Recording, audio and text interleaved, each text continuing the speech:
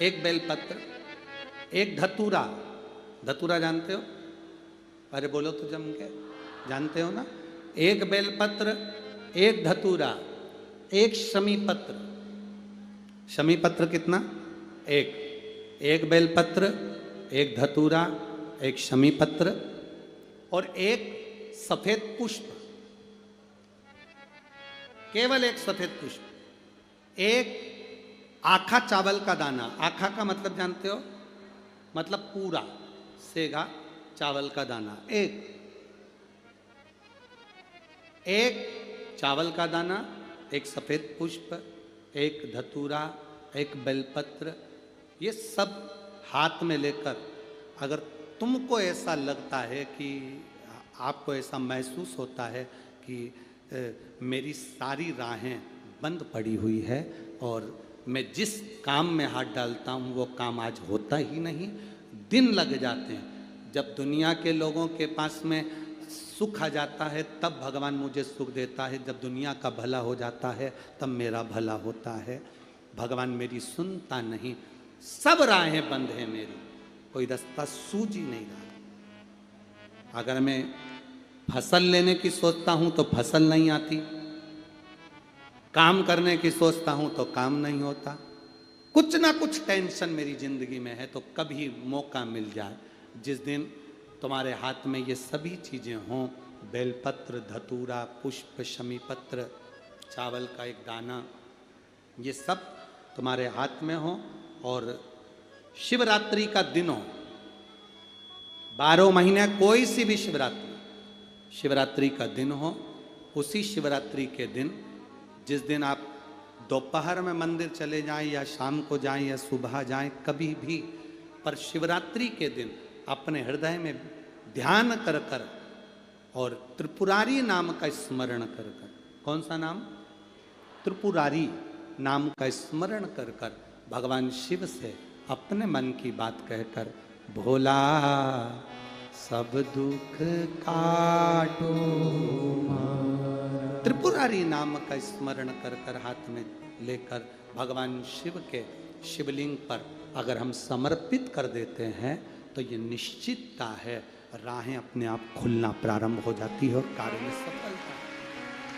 त्रिपुरारी नाम सुख देने वाला। 3 पुरियों को भस्म करा। 3 पुरियों को भस्म करना मतलब हमारे सामने जो विघ्न आ रहा है, हमारे सामने जो कहीं ना कहीं तकलीफ आती है, उस विघ्न को समाप्त कर दे वो त्रिपुरारी।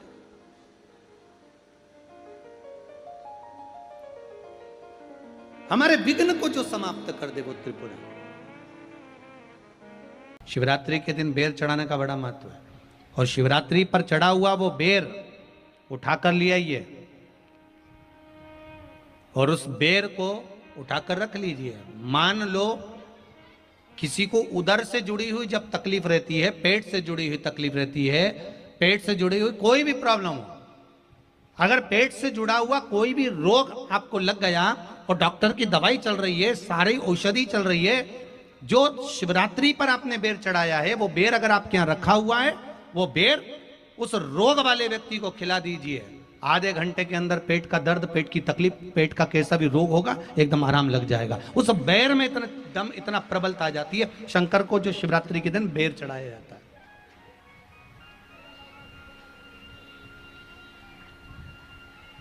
भगवान शिव पर समर्पित हुआ वो बेर का इतना महत्व महाराज। और जो देवता को उठाने के लिए बोर समर्पित करा जाता है, बेर भाजी आंवला उठो देव सांवरा, उसमें शंकर जी का भाव है, क्योंकि शिव जी का दर्शन भगवान नारायण उठते से ही करना चाहते हैं। सबसे पहले नेत्र खोले और मेरा शिव का दर्शन हुआ। बेर का भाव ही शिव का दर्शन का भाव।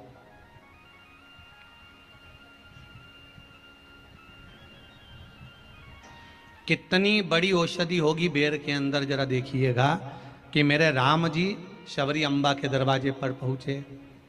आप लोग भजन में लेते रहते हो, शबरी संवारे रास्ता आएंगे राम जी, मेरा भी धन्य जीवन बनाएंगे राम जी।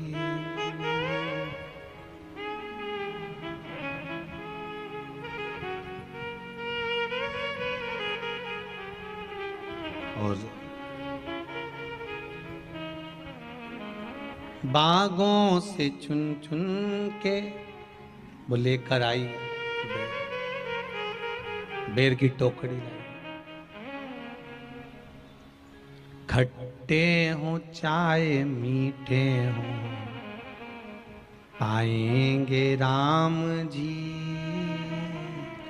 मेरा भी धन्य जीवन बनाएंगे राम जी।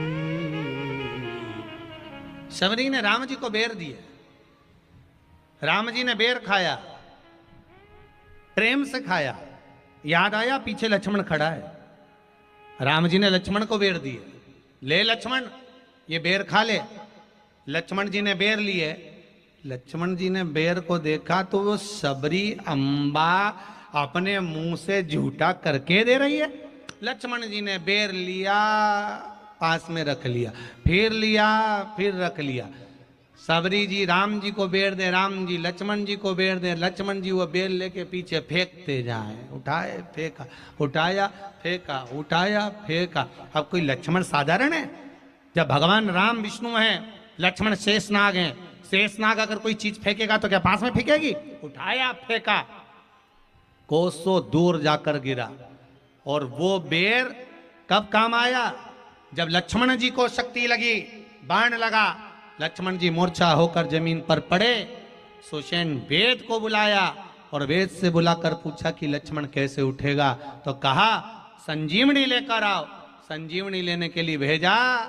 तब संजीवनी लेने के लिए जब श्री हनुमान जी महाराज गए, संजीवनी बूटी जब लेकर आए और लक्ष्मण जी को जो दी, तब राम जी पहचान गए ये संजीवनी कोई दूसरी नहीं है। लक्ष्मण जी को जो बेर खाने को दिया था वो बेर फेंक दिया था, उसी बेर की पत्ती है जिसको निचोड़ निचोड़ कर लक्ष्मण जी को खिलाना पड़ी है। तो राम जी रोते रोते बोले पहले ही खा लेता तो खाना नहीं पड़ती। कोरोना का टीका पहले ही लगवा लेता तो दादा निपटता ही नहीं, लगे तो खाया ही।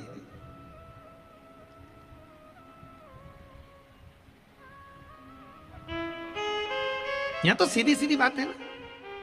कहा पोलियो की दवाई जन्म लिए बच्चे से लेकर 5 वर्ष तक के बच्चे को पोलियो की दवाई पिलाई जाएगी। पोलियो की दवाई पियो तो हाथ पैर से विकलांग नहीं होगे। बोलो, बोलते कि नहीं बोलते? पियो विकलांग नहीं होगे। जो नहीं पिएगा वो हाथ पैर से विकलांग हो जाएगा। उसी तरह शिव महापुराण की कथा, जिसका जन्म नहीं हुआ, जो माता के गर्भ में है, उससे लेकर जो मर रहा है उस तक के व्यक्ति को सुनाई जाएगी। पोलियो की दवाई नहीं पियोगे, हाथ पैर से विकलांग हो जाओगे। शिव महापुराण नहीं सुनोगे तो काम, लोभ, विषय, आसक्ति से विकलांग हो जाओगे। इसलिए सुनो, ये सुनने का विषय है, इसको श्रवण करना है, हमारे जीवन में उतारना। इनका जन्म भी शिवरात्रि का है और इनकी जो ज्योति उस शिव में समाहित हुई, इनकी जो आत्मा परमात्मा में वापस जाकर मिली, वो तिथि भी शिवरात्रि है।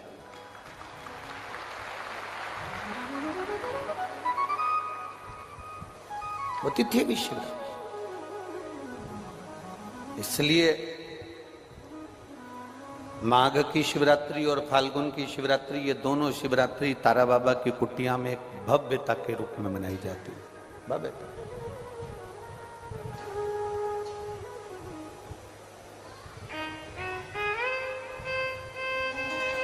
गोविंद जी, दुनिया के लोग कहते हैं कि शिवरात्रि के दिन भगवान शंकर की पार्वती जी के साथ शादी हुई। ये दुनिया के लोग कहते हैं। पर यदि जिसने शिव पुराण की कथा अगर अच्छे से सुनी हो और पढ़ी हो,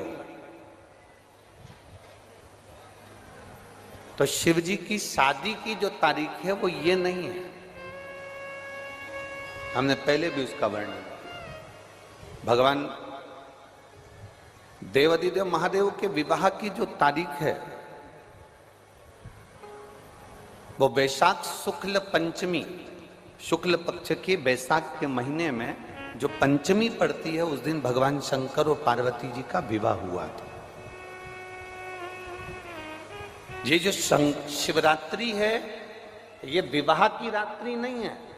ये शिवरात्रि ब्रह्मा और भगवान विष्णु ने भगवान शंकर को पहचानने के लिए पृथ्वी पर भगवान शंकर के प्रथम शिवलिंग को प्रकट करा था। तो ये शंकर जी के जन्म की शिवरात्रि है, प्रागट्य की शिवरात्रि।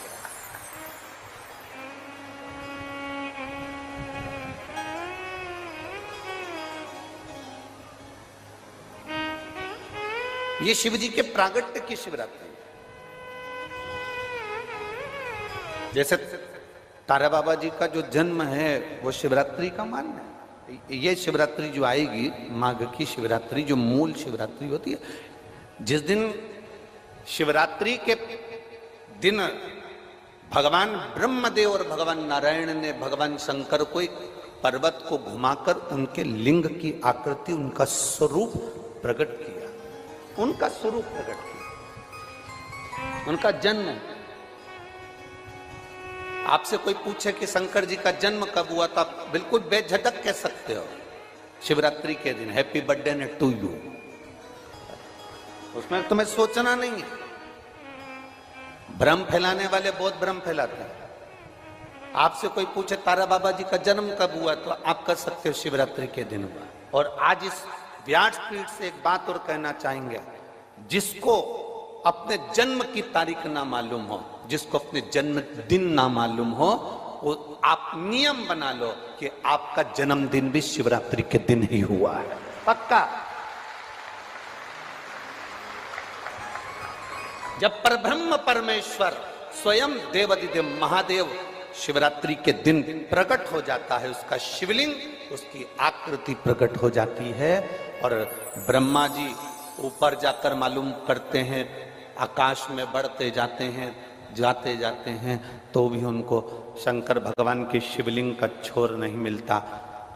भगवान नारायण नीचे की ओर बढ़ते चले जाते हैं, पाताल की ओर, और उनके चरण नहीं मिलते, तब हार जाते हैं कि शंकर को पहचानना कठिन है।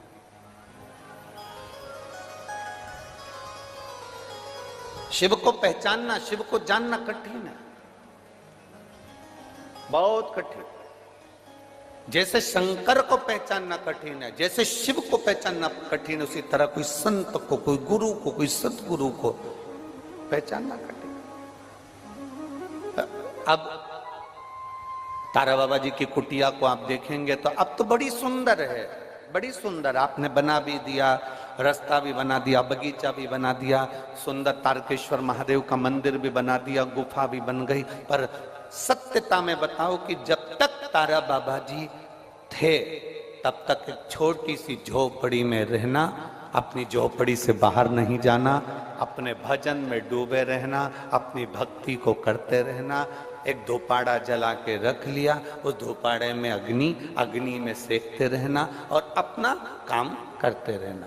कब निकलते, कब आते, कब जाते, प्रवेश कब करते, कब कहीं बाहर निकलते, किसी को भी नहीं मालूम पड़ता कि निकले कि ना निकले। सतगुरु ऐसा ही।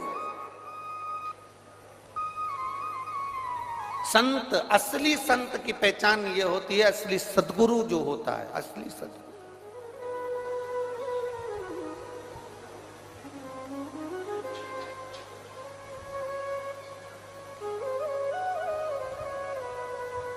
हमने यहां देखा तारा बाबा जी की कुटिया के बाहर से दर्शन कराते हैं, उनके समाधि स्थल के कराते हैं, बाहर से दर्शन, बाहर से दर्शन। समाधि स्थल का जो दर्शन कराते हैं बाहर से कराते हैं।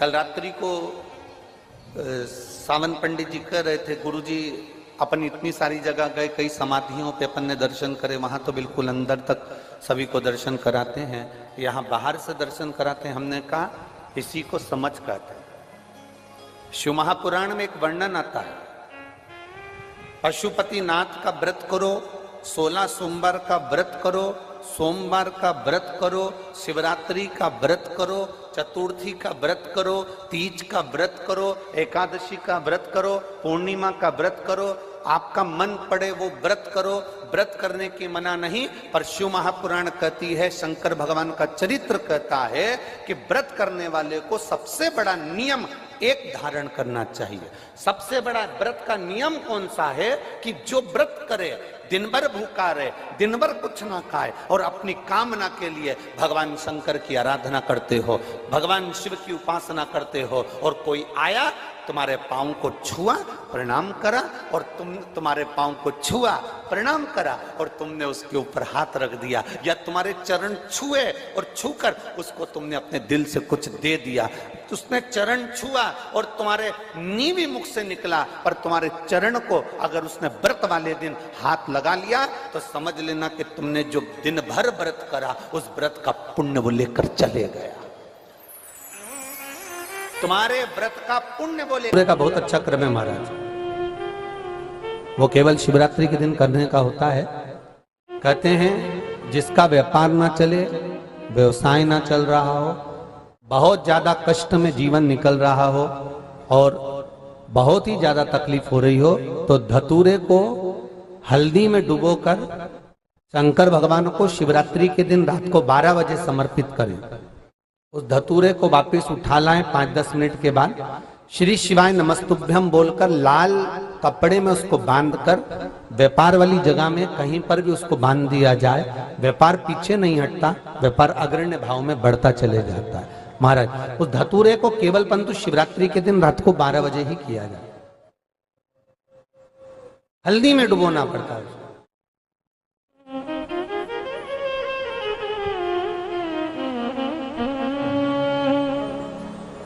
यही प्रमाण एक क्रम में और है महाराज जी। लिंग पुराण कहती है, मान लो किसी व्यक्ति को कोई एक भारी बीमारी हो गई, बड़ा रोग हो गया, और वो रोग डॉक्टर कह रहा है कि ये ठीक नहीं होना है, बहुत तकलीफ उसमें है और कष्ट ही कष्ट है, वो ठीक नहीं हो रहा, दवाइयां लग रही है, गोलियां खा रहे हैं। तो महाराज उसका भी वर्णन है। 7 धतूरे, कितने धतूरे लेना है? 7 धतूरे। कोई सी भी शिवरात्रि से मतलब महीने में एक बार शिवरात्रि आती है, प्रत्येक महीने आती है। किसी भी शिवरात्रि के दिन 7 धतूरे लेकर, एक धतूरे में मौली, लच्छा, नाड़ा लपेटकर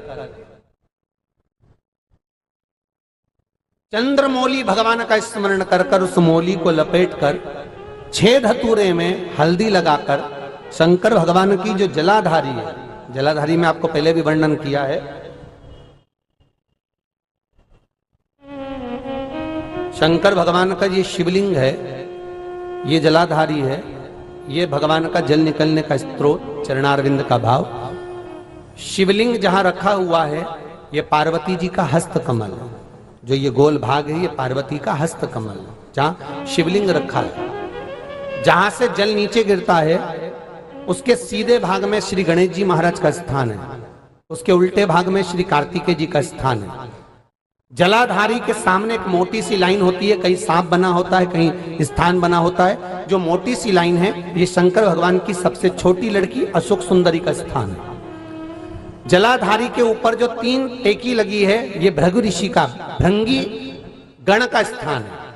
इसके ऊपर जो कलश है, कलश में जो पानी भरा जाता है वो पानी जो बूंद बूंद नीचे गिरता है, ये शंकर भगवान की 5 लड़कियों का स्थान है। जया, विषहरा, सामरीबारी, धोतली और देव, ये 5 लड़कियों का स्थान है। शंकर भगवान का संपूर्ण परिवार शिवलिंग के सामने से, जहां से जल चालू होता है गिरने के लिए नीचे की ओर जब जल जाता है, उस स्थान पर भगवान शंकर के सारे गणों का स्थान है।